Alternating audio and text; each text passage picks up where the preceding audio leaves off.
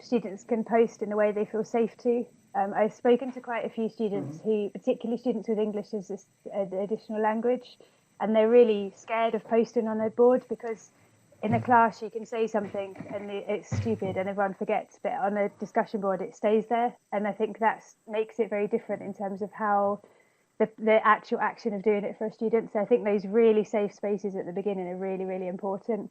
Just like, what's your pet, who's your name, or a poll of who's, and also as a way of opening up getting social presence across the class.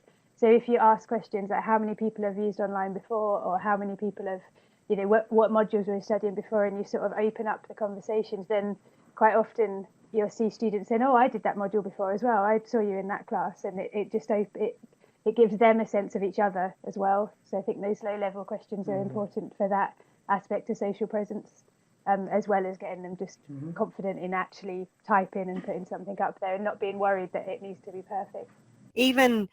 Even subtle things, like if you're in a lecture theatre, you can, and you present something, you can look around the room and see, you can kind of feel like if they're getting it. You do have to be aware and probe students a little bit more. Are you okay? Are you still with us? And break it up a little bit for them, so that, and even mention them by name really helps. And you've got the luxury of online teaching, as you can see the students' names there. It's not like you're in a lecture theatre with 200 students and you don't know anybody's name. Oh, are you in the blue coat or something?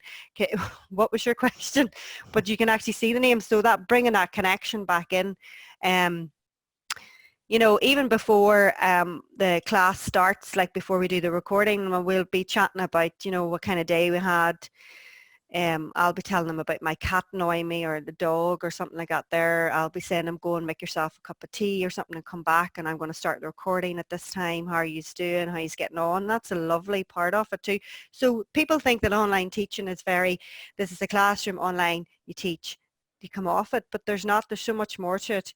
And even that pre and post, and sometimes what I've done is I've said to students, I'll leave the room open for a little while for you if you want to have a little chat together. And I've gone off and then I've come back. And sometimes they don't take that up and they all go off when I go off, but a lot of times they do, and they sit and have a little chat together. That's part of that social presence as well. That's really important. So you can do it, but you just have to work a little bit more at making sure that you're doing it.